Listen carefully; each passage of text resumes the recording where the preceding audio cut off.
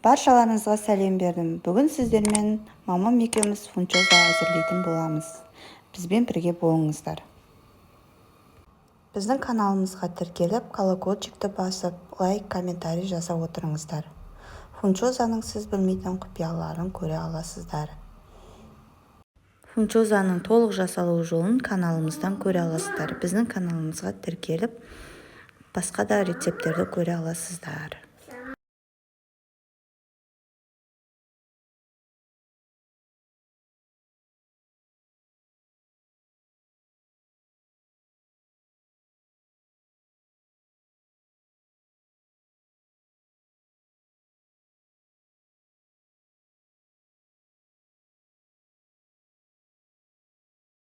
Бізбен бірге болғандарыңызға көп рахмет. Ас болсын!